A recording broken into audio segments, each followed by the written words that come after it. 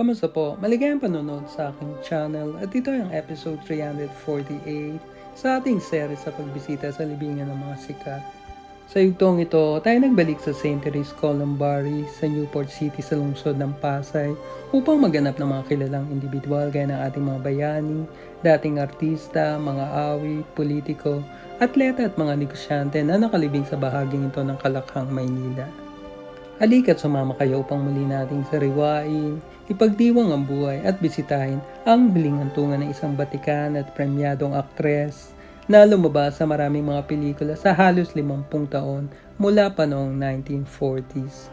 Matatagpuan sa gitnang bahagi ng kolumbaryo sa loob ng chapel ay ang crypt kung saan inilagak ang mga abo ng isang batikan at premyadong aktres na si Paraluman.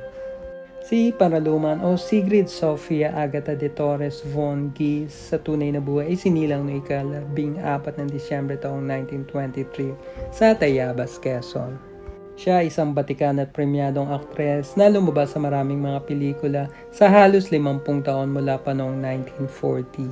Si Paraluman ay lumaki sa Calle Leverisa sa Maynila at nag-aral sa Assumption Convent. Ang kanyang ina na si Tecla de Torres ay tubong Tayabas, Quezon at ang kanyang amang si Lothar von Gies ay isang Aleman na nagdisenyo ng iconic na Bayview Hotel sa Maynila. Nagsimula si Paraluman sa paglabas sa mga pelikula bago pa man pumutok ang digmaan. Siya ay nakagawa ng 6 na mga pelikula sa taong 1940 at 1941 kabilang ang 1940 Flores de Mayo na pinagbidaan ni Leopoldo Salcedo at Norma Blanca Flor kasama si Precioso Palma kung saan siya ay unang nakilala sa kanyang screen name na Mina de Gracia. 1941 Paraluman sa kanyang kauna-unahang pangunahing pagganap kasama sina Fernando Po Sr. at Mona Lisa. 1941 Bayani ng Buhay kasama rin sina Fernando Po Sr. at Mona Lisa. Ang pag-aartista ni Paraluman ay natigil nang magsimula ang digmaan at pananakop ng mga Hapones sa Pilipinas.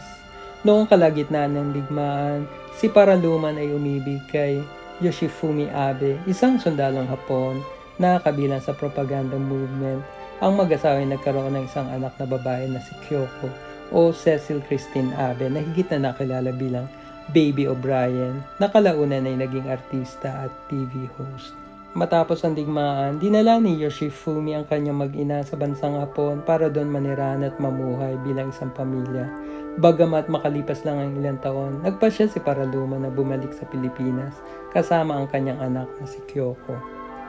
Taong 1947, nang si Paraluman ay nagbalik sa pag-aartista at nabigyan ng kontrata para lumabas sa mga pelikula ng Sampaguita Pictures. Ang kanyang unang paglabas sa Sampaguita ay noong taong 1947 sa pelikulang La Paloma kasama si Fred Montilla at Lilian Leonardo.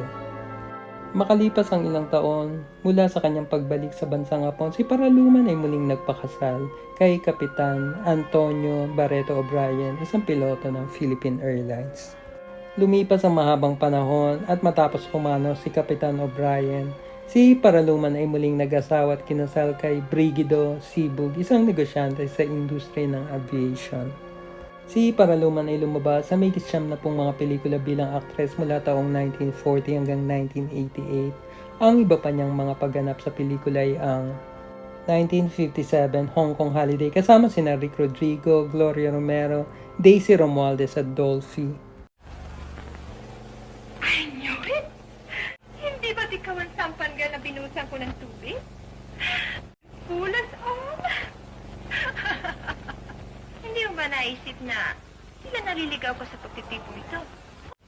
Ang ibig mong sabihin ay humahanap ka rito ng pasahero para sa iyong sampan? Hayaan mo na siyang umalis. Total, narito naman ako. You really mean that? Bakit? What's wrong with me now? You don't like me? Well, neither do I. After all, you're not the only fish in the ocean. Sige, habulin mo siya. Hindi na ako maring makiharap sa kanya sapagkat maring niyang sabihin. Ako katulad mo. 1957, Sinong May Sala, kasama sina Rogelio de la Rosa, Gloria Romero, Rick Rodrigo, Luis Gonzalez, Susan Roses at Romeo Vasquez, kung saan siya ay nagwagi bilang Best Actress para sa 1958 FAMAS Awards. Ay, higit ang pagkakasala ko kay Bobby. Sapagkat akong kauna-unahang sumugat sa kanyang murang puso. Minahal. Ngunit sa halip, na ako'y maging karapat-dapat sa batas niyang pagtingin. Ako pa ang nagbigay sa kanya ng kahihiyan. Ito po. Ako ang dapat na umangkin ang parusa kung meron man. 1959, Surrender Hell, isang pambanyagang produksyon na pinagbidaan ni na Keith Ans at Susan Cabell.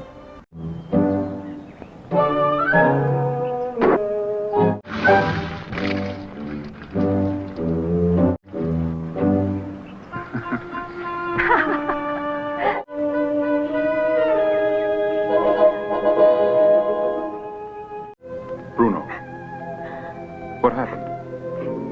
They would have caught me if he hadn't. The whiteness hands. Thanks for everything, Don. For giving a chance to revenge against Jack. And some of your love. Going out. I must leave for a party. I must. Be careful.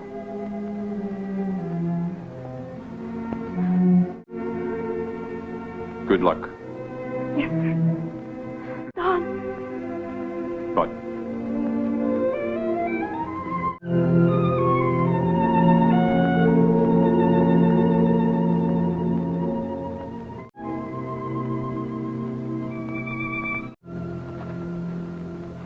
Goodbye. Goodbye, Don. 1969, Stoney, isang pambanyagang produksyon na pinagbidaan ni Barbara Boucher kasama sina Leopoldo Salcedo at Vic Diaz. How do you do? I'm Margaret Swallow. Would you like to go upstairs to your room?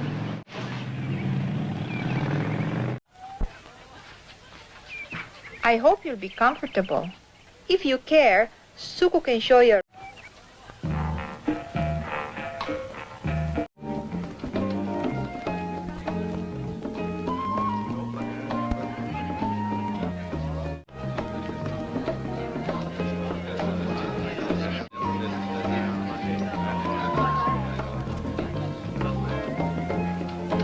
'85, Hello Lover, Goodbye Friend, na pinagbidaan ni na Alma Moreno, Lorna Tolentino, Maria Isabel Lopez at Alona Alegre kasama si Rose Marihil. Come on, Lotta. Tell me. Sinong lalaki? Come on, Rita. What makes you think there's a man? Dear sister, remember that was 30 years ago. Ikaw, ako, si Mario at si Ray. Nawala kayo ni Mario noon, di ba? My God, Rita. Ano ba nangyari? Alam mo naman ang trabaho ni Joselito, hindi physical. Para sa akin, you did right. After all, tao ka lamang. Ano? Anyway, bata pa ba siya? Gwapo? Malaki ba? You know, matangkad. Pwede ba? Huwag na natin siyang pag-usapan. Well, simple. Umuwi ka. Just act natural. Wala na yan bukas. Ang kanyang huling pagganap ay noong taong 1988 sa pelikulang Isusumbong Kita sa Diyos na pinagbidaan ni na Joel Torre, Ricky Davao at Jackie Lu Blanco.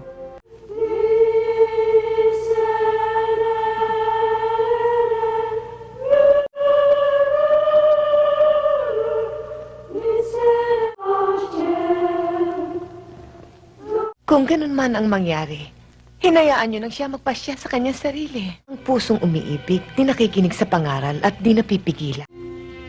Hindi ako katulad ninyo. Bukal sa loob ng pumasok dito sa monasteryo. Sinikap ko. Ngunit napakahirap. Ayokong madanas pa nilalaya. Si Paraluman ay pumanaw dahil sa atake sa puso noong ika-27 ng Abril taong 2009 sa edad na 85.